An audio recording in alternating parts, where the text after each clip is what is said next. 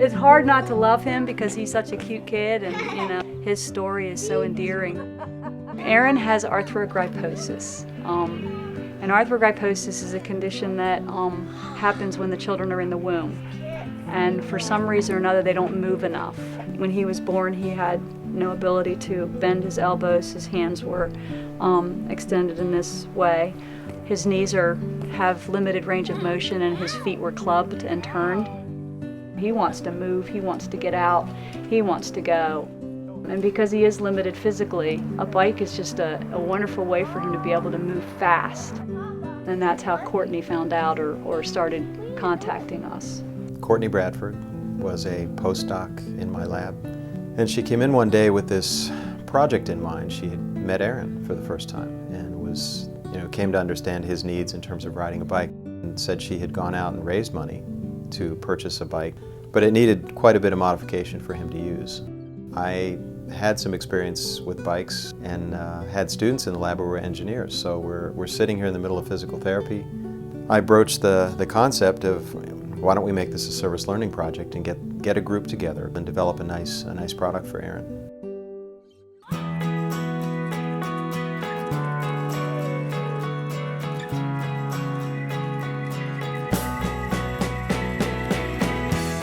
His primary problem was balance. Courtney already solved that by buying a three-wheel bike, no balance required. The second was his inability to pedal a full cycle with normal pedals. And she had already solved that by having her brother, the welder, modify the crank on the bike to make the pedals shorter. They were adjustable. It was very clever what she did. It allowed him to make a very, very small circle with his legs. You know, he would be able then to power the bike. We wanted to adapt the controls so that he could use the brakes and steer appropriately. Building this bike took about 5 weeks, I think, in total. He figured out how to use the pedals, the braking system. He understood it as soon as they showed him. As soon as they showed him, which was really surprising because I didn't understand it.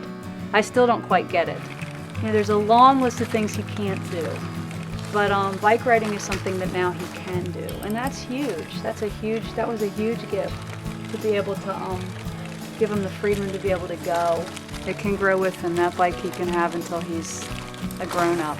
So that's the beauty of it. Very proud of that, of what they were able to accomplish, and then Aaron's getting on it and riding it. Proud to see him out there, running around his yard. It was pretty neat. It was a great gift.